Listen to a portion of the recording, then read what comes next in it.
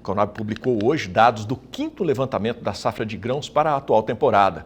Números projetam produção recorde e crescimento sobre a safra anterior.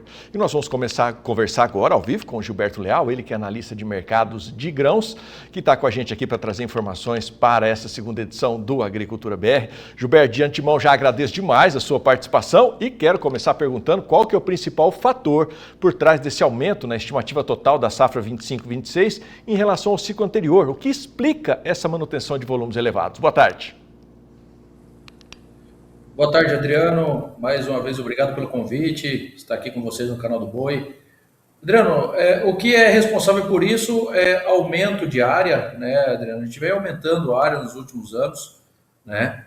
Obviamente que o aumento que nós tivemos para esse ciclo safra em relação a esse ano que estamos colhendo soja já e plantando milho safrinha aqui no Mato Grosso e já colhendo milho verão também em outros estados, foi o menor crescimento nos últimos 10 anos. Mas o que vem sido responsável são dois fatores: aumento de área e aumento do nível de produtividade. Ano passado foi níveis recordes de produtividade.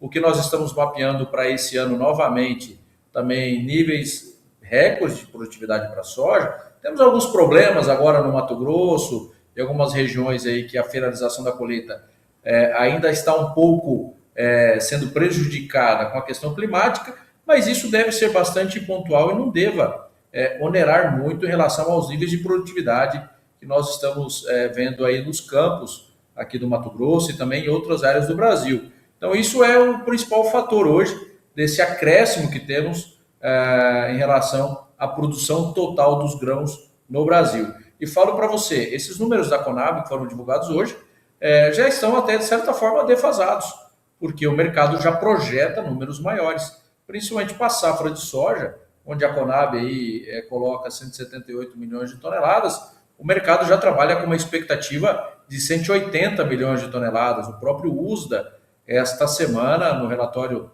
no balanço de oferta e demanda mundial que foi divulgado pelo Departamento de Agricultura norte-americano, trouxe a atualização do número para a safra brasileira até acima da expectativa, com 180 milhões de toneladas. Então, é o reflexo de aumento de área e aumento de produtividade, clima favorável ano passado, clima favorável também esse ano. Temos alguns, como coloquei, alguns percalços aí, né? Algumas áreas um pouco mais secas no Rio Grande do Sul e algumas áreas aí com excesso de umidade agora no Mato Grosso. Mas isso são casos pontuais, Adriano.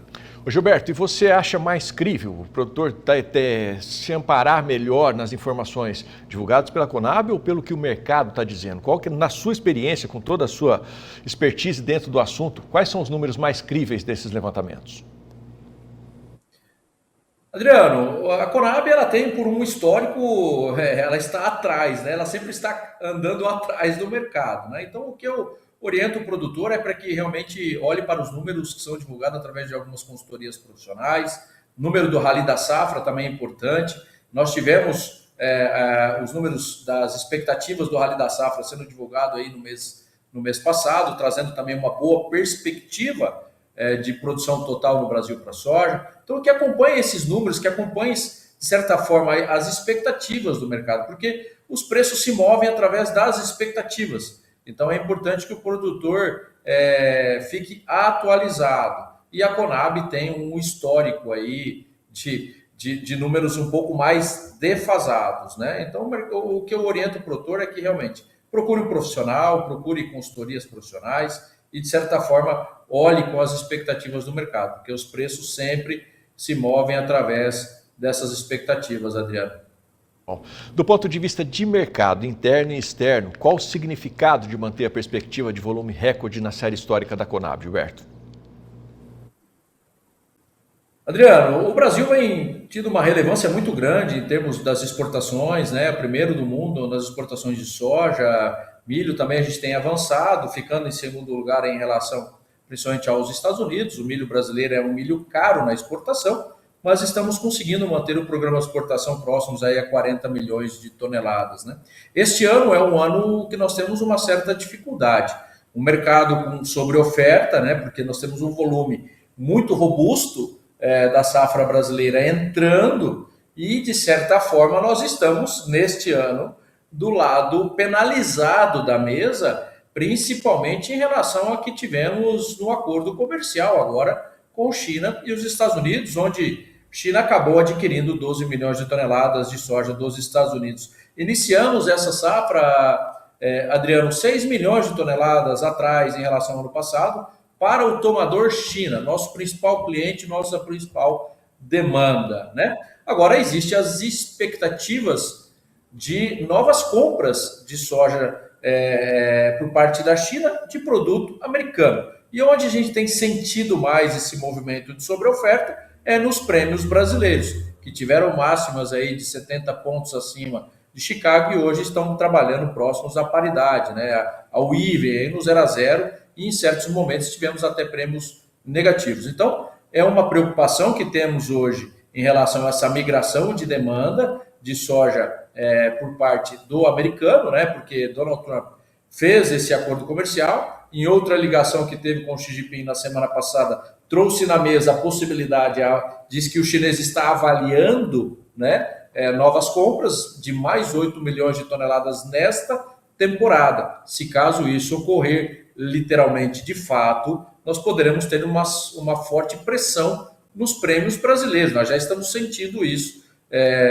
nos últimos dias. Obviamente, nós temos um movimento inverso para Chicago. Então, Chicago tem constantemente nos últimos pregões buscado novas altas, inclusive hoje está com 13 pontos positivos. Uma por essa expectativa desta demanda adicional por parte do chinês. Uma outra questão que envolve Chicago é o acordo comercial que os Estados Unidos teve com a Índia há dias atrás, e isso impacta no complexo dos derivados, principalmente óleos vegetais, trazendo um suporte adicional também para os futuros de Chicago. Nós temos a questão do 45Z, que é o programa de biocombustíveis nos Estados Unidos. Mais uma vez, a gente traz para os derivados óleo de soja também com esse suporte, né? E ontem nós tivemos alguns rumores, algumas notícias em relação a possíveis greves argentinas. E aí o farelo tem sustentado. Ontem e hoje, o grande destaque positivo dos últimos 2 pregões. Mas aí a gente tem uma indagação do produtor, Adriano. Por que a soja não sobe no Brasil? Por 2 questões. Prêmio, a gente teve os bases, né, como coloquei, sendo pressionados, movimento de sobreoferta, migração de demanda e, consequentemente, uma queda do dólar que trabalha nas mínimas, as 5,16 mínimas dos últimos dois anos, né? E isso tem prejudicado o flat price da soja no Brasil. Então, a gente não vê essa alta de Chicago, muito pouco a gente vê vindo aos preços do mercado doméstico, vindo aos preços direto pago ao produtor, no flat price da soja no interior. E aí os preços estão achatados. Nós falando aqui do Mato Grosso, preços aqui no eixo da nossa 163, na paridade aí de R$ 105, né? São preços mais achatados, Adriano. Ô Gilberto, eu vou aproveitar essa pergunta sua, a próxima que eu vou fazer agora, vou colocar 2 perguntas numa só. Eu queria que você falasse um pouquinho o que muda nesse ritmo de comercialização com o avanço da colheita e o que pode prejudicar esses números que estão previstos, né? A previsibilidade desses números apresentados hoje. Adriano, a colheita segue avançando, nós diminuímos o ritmo devido à questão do clima, o produtor ele não é vendedor, né? No jargão ele não é vendedor, os preços não remuneram, né? Então a gente tem um farm selling mais atrasado, o que de certa forma também traz uma preocupação do lado da oferta, porque nós temos mais produto disponível, né? O produtor tem concentrado o seu produto dentro do seu armazém e armazém gerais, o mercado entendendo que esse produto pode chegar um momento de sobreoferta um pouco mais à frente e acaba penalizando principalmente os prêmios, né?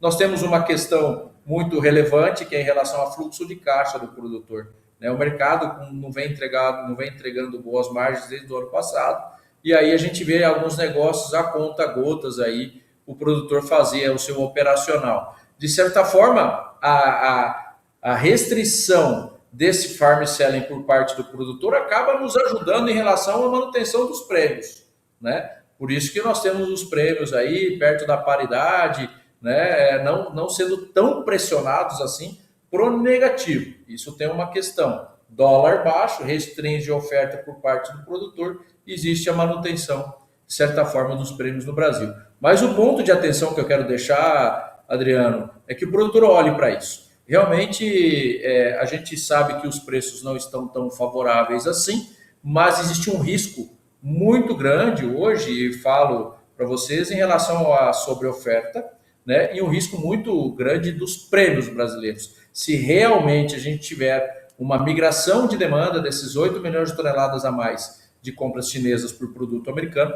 essa pressão vai vir forte sobre os prêmios no Brasil. Então, sem dizer a conta financeira em relação ao custo e carrego, que não faz sentido carregar soja em estoque, nós temos um custo financeiro muito forte, né? Então, qual que é a minha orientação que eu posso passar para o produtor?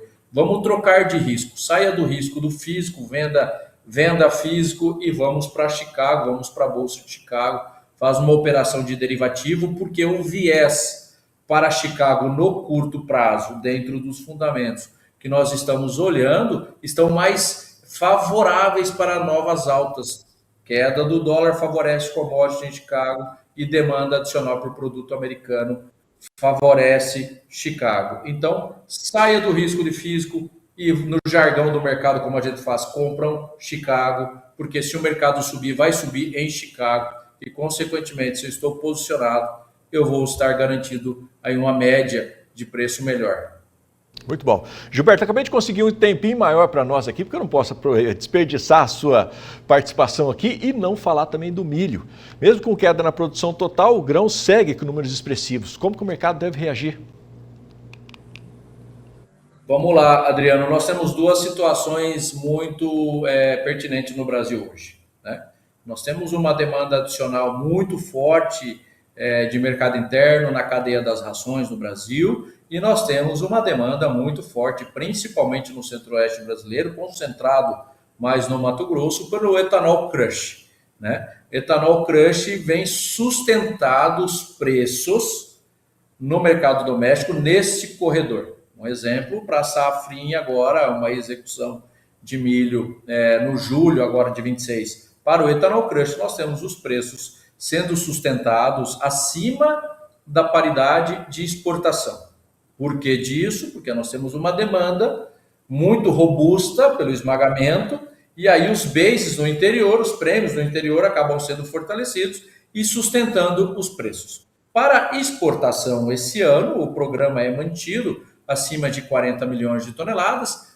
O que nós vimos é o mesmo problema, o milho brasileiro é caro na exportação, em termos de matriz de competitividade para o milho americano e para o milho também argentino, impacta as nossas exportações, $1 de 5,16, esse milho acaba encarecendo ainda mais na exportação, né? Então, o fato de a gente estar produzindo menos também esse ano, um balanço de certa forma mais justo, pelo que a Conab trouxe uma leve redução, mas, mais uma vez, o mercado tem uma expectativa de números um pouco maiores para o milho, acima de 140 milhões de toneladas como safra total no Brasil. Nós precisamos que esse nível de oferta seja robusto, porque nós temos uma demanda muito firme e muito robusta de mercado interno, que vai continuar ditando a precificação do cereal brasileiro. A exportação, a gente precisa muito de dólar, Adriano. E o Brasil vai continuar vendendo para os destinos que os Estados Unidos não vendem. Um exemplo, o Irã e entre outros destinos aí, que existem as sanções e tudo mais, o Brasil vai continuar surfando esses mercados, porque são, mais uma vez, países sancionados aos Estados Unidos. Então, onde tem disponibilidade seria no Brasil e, de certa forma, também na Argentina. Para a gente encerrar, Gilberto, esse crescimento, esses bons números da primeira safra podem compensar possíveis perdas, né, possíveis riscos nessa segunda safra do milho? Sim, eles podem compensar. A gente vê uma melhora em termos de produtividade, não é melhora em termos de margem produtor. No caso da soja, a margem, em muitos casos, é negativa. O que tem sustentado o produtor no Mato Grosso é as margens do milho, que são melhores, né? E o produtor tem optado por antecipar o plantio da soja com ciclos mais precoces para absorver uma janela mais ideal do milho safrinha e um investimento também um pouco mais robusto no cereal, para que ele consiga ter melhores níveis de produtividade e automaticamente ter melhores margens. Então, esse é o movimento que nós estamos vendo no Mato Grosso. Isso não se reflete em todo o Brasil, obviamente. Quando sai do corredor do ethanol crush, a tendência é que esse produtor fique, de certa forma, estabilizado, porque o câmbio a 5,16 acaba prejudicando em termos de precificação para ele também, para exportação. Então, o ponto de atenção precisamos sim de uma safra com níveis de produtividade mais robustos, para que o produtor faça o faturamento